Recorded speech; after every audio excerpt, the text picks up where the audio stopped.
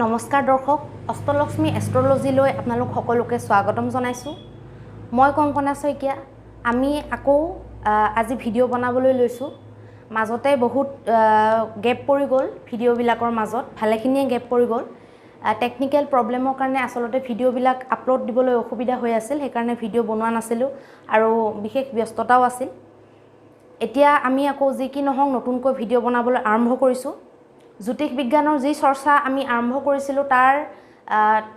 তৃতীয় পাৰ্টলৈকে মই বনাইছিলোঁ তাৰ পাছত বনোৱা হোৱা নাছিল তাৰ পাছত ভিডিঅ' বনাইছিলোঁ কিন্তু বেলেগ বেলেগ বিষয়ত ভিডিঅ' বনোৱা হৈছিল তাৰ আজি চতুৰ্থ যিটো পাৰ্ট শিকিবলগীয়া জ্যোতিষ বিজ্ঞানৰ বিষয়ে বা জ্যোতিষ শাস্ত্ৰ বিষয়টোৰ লগত সংগতি ৰখা যিখিনি কথা আমাৰ শিকিবলগীয়া থাকে বা শিকিবলগীয়া আমাৰ আছে তাৰ লগত জড়িত আজি চতুৰ্থ পাৰ্টটো মই বনাই তৈয়াৰ কৰিছোঁ আৰু আগত আমি তিনিটা পাৰ্টত গ্ৰহৰ বিষয়ে গ্ৰহ কেইটা কি ঘৰ কেইটা ৰাশি কেইটা প্ৰত্যেকটো ৰাশিৰ লগত গ্ৰহৰ কি সম্পৰ্ক আছে আৰু প্ৰত্যেকটো এই কুণ্ডলীখনৰ 12টা ঘৰৰ স্বামী কি 12টা ঘৰে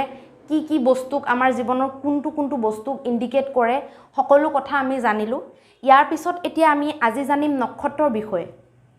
কাৰণ জ্যোতিষ শাস্ত্ৰৰ বিষয়টোত আগবাঢ়িবলৈ হ'লে আমি নক্ষত্ৰ আগত জানি ল'ব লাগিব নক্ষত্ৰৰ বিষয়ে একো নজনাকৈ আমি আসলতে আগবাঢ়িব নোৱাৰোঁ গতিকে আজি আমি নক্ষত্ৰৰ বিষয়ে ক'ম নক্ষত্ৰ বুলি ক'লে মানুহে আসলতে তৰা বুলি বুজিব ঠিকে আছে এইটো ভুল নহয় এতিয়া জ্যোতিষ শাস্ত্ৰত নক্ষত্ৰৰ বহুত ইম্পৰ্টেঞ্চ থাকে নক্ষত্ৰ টোটেল 27টা আমাৰ জ্যোতিষ শাস্ত্ৰৰ মতে নক্ষত্ৰ 27টা নক্ষত্ৰক ভিত্তি কৰি 9টা গ্ৰহক ভিত্তি কৰি আৰু 12টা ৰাশি আৰু 12টা ঘৰক ভিত্তি কৰি আমি জন্মকুণ্ডলী এখন অধ্যয়ন কৰিব পাৰোঁ বা তাৰ ফলাফল গণনা কৰিব পাৰোঁ এতিয়া ইয়াত লিখিছোঁ আপোনালোকে হয়তো দেখিবলৈ অলপ অসুবিধা হ'ব পাৰে কিন্তু অলপ মন দি চালে হয়তো দেখিবলৈ পাব সৰুকৈ লিখিব লগা হৈছে 9টা গ্ৰহ আছে সেইটো সকলোৱে জানে প্ৰতিটো গ্ৰহৰ 9টা গ্ৰহৰ ভিতৰত প্ৰত্যেকটো গ্ৰহৰে অধীনত 3টাকৈ নক্ষত্ৰ থাকে 27টা নক্ষত্ৰৰ ভিতৰত 9টা গ্ৰহই 3টাকৈ নক্ষত্ৰ নিজৰ অধীনত ৰাখিছে প্ৰত্যেকটো গ্ৰহৰ ভিতৰত প্ৰত্যেকটো গ্ৰহই 3টা নক্ষত্ৰৰ স্বামী বা মালিক এতিয়া মুঠ নক্ষত্ৰ হ'ল 27টা 9ৰ লগত 3 পূৰণ কৰিলে 27 হয় সেইটো সকলোৱে জানে তাৰ পিছত চাব লাগিব প্ৰত্যেকটো নক্ষত্ৰত আকৌ 4টাকৈ চৰণ বা পদ থাকে চৰণ বুলিও কয় পদ বুলিও কয় মানে প্ৰত্যেকটো নক্ষত্ৰকে 4টা ভাগত ভাগ কৰা হৈছে আৰু সেই ভাগকেইটাক ভিত্তি কৰিয়ে যিটো জন্মৰ আখৰ হয় মানুহৰ জন্ম ৰাশি মতে যিটো আখৰ পৰে বেলেগ যে পৰে সেই চৰণটোৰ মানে ভেদ হোৱাৰ কাৰণে আসলতে বেলেগ আখৰ পৰে একেটা ৰাশিতেও যে বেলেগ আখৰ পৰে সেইটো সেই চৰণ বা পদৰ কাৰণে হয় গতিকে প্ৰতি নক্ষত্ৰৰ 4টাকৈ চৰণ বা পদ থাকে সেইটো আমি আজি জানিলোঁ ইয়াত মই লিখি থৈছোঁ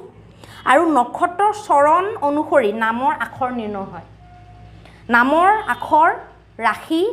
এই বস্তুবিলাক নক্ষত্ৰৰ দ্বাৰা নিৰ্ণয় কৰা হয় চন্দ্ৰমা যিটো নক্ষত্ৰত বহে সেইটোৱে আমাৰ জন্ম ৰাশি হৈ যায় যিটো ৰাশিত বহে চন্দ্ৰমা সেইটোৱে আমাৰ জন্ম ৰাশি হৈ যায় আৰু ৰাশিটো কেনেকৈ হয় নক্ষত্ৰটোত যেতিয়া বহে যদি গুৰুৰ নক্ষত্ৰত যদি চন্দ্ৰমা বহিছে তেতিয়াহ'লে সেই গুৰুৰ যিটো নক্ষত্ৰত বহিছে সেইটোৱে আমাৰ জন্ম নক্ষত্ৰ হ'ব আৰু জন্ম নক্ষত্ৰৰ বহুত মহত্ব আছে বহুত কিছুমান ৰিমেডিবিলাক এষ্ট্ৰলজিৰ যিবিলাক প্ৰতিকাৰ সেইবিলাক নক্ষত্ৰৰ লগত বহুত ৰিলেটেড হৈ থাকে নক্ষত্ৰৰ দ্বাৰা আমি বহুত সমস্যাৰ সমাধান কৰিব পাৰোঁ গতিকে ইয়াত আৰু এটা কথা আমি চাবলগীয়া এইটো আসলতে ইমান ডাঙৰ যে এটা গ্ৰহ বিজ্ঞান তাত আমি এই নক্ষত্ৰৰ এই কথাখিনি এই কথা 4টাতে আমি কিছু বস্তু প্ৰমাণিত কৰিব পাৰোঁ 9টা গ্ৰহ যিটো ভাগ্য 1 2 3 4 5 6 7 8 9 এইটো যিটো 9 নম্বৰ স্থান 9টা গ্ৰহ আছে আৰু এই যিটো 9 নম্বৰ স্থানটো গুৰুৰ স্থান বুলি ধৰা হয় গুৰু বৃহস্পতিৰ স্থান বুলি ধৰা হয় আৰু এই 9 নম্বৰ স্থানটো গুৰু বৃহস্পতিৰ স্থান ধৰা হয় কাৰণে এইটো ভাগ্য স্থান বুলি ধৰা হয় 9 নম্বৰৰ আমাৰ জীৱনত বহুত প্ৰাধান্য আছে যেনেকৈ 9টা গ্ৰহ হৈ গ'ল এতিয়া 9টা গ্ৰহই 3টাকৈ লৈ ল'লে তিনিটাকৈ লৈ লোৱাত নক্ষত্ৰ তিনিটাকৈ অধীনত লৈ লোৱাত কি হ'ল ২৭টা নক্ষত্ৰ হ'ল ২৭টা নক্ষত্ৰক আমি ৭ আৰু ২ যোগ কৰিলে আকৌ ৯ হ'ব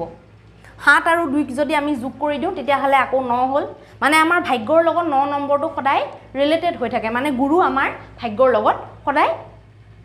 ৰিলেটেড হৈ থাকে প্ৰতি নক্ষত্ৰৰ ৪টাকৈ চৰণ থাকে আমি ৪টা চৰণ হিচাপে ধৰি ২৭ পূৰণ যদি ৪ কৰোঁ ২৭ পূৰণ ৪ কৰিলে আমাৰ উত্তৰটো কি ওলাব ১০৮ আকৌ ১০৮ক আমি যদি যোগ কৰোঁ ১ যোগ ০ যোগ ৮ তেতিয়া কি ওলাব উত্তৰটো ৯ আকৌ আমি এই ৯ সংখ্যাটো পালোঁ মানে ৯ সংখ্যাটো বা আমাৰ ভাগ্য আমাৰ লগত আসলতে ওতঃপ্ৰোতভাৱে জড়িত হৈ থাকে ভাগ্যৰ অবিহনে যে একো কাম নহয় সেইটো কথা আমি এই বস্তুটোৰ পৰা এই যিটো ইয়াত যিটো এটা ক্লু সোমাই আছে সেইটোৰ পৰা আমি জানিব পাৰোঁ আৰু লগতে আৰু এটা কথা ইয়াত আমি এড কৰি দিব পাৰোঁ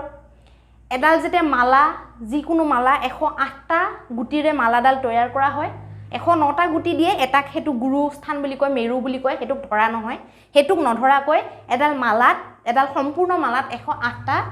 গুটি থাকে বা দানা থাকে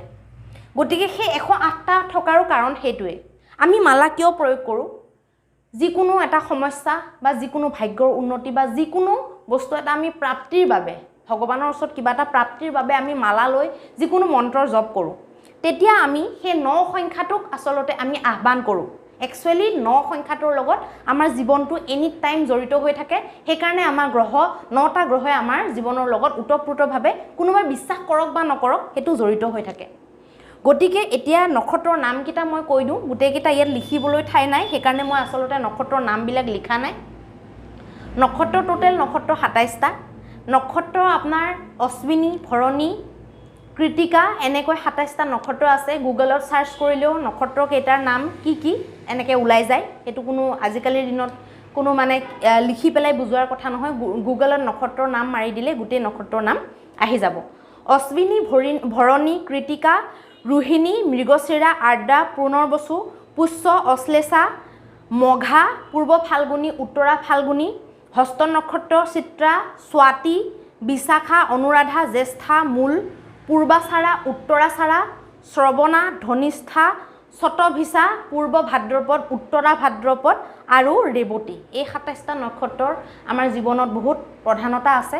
ইয়াৰ পিছত আমি নেক্সট কি জানিবলগীয়া আছে তাৰ ওপৰত ভিডিঅ' বনাম আজিলৈ ভিডিঅ'টো সামৰণি মাৰিছোঁ ধন্যবাদ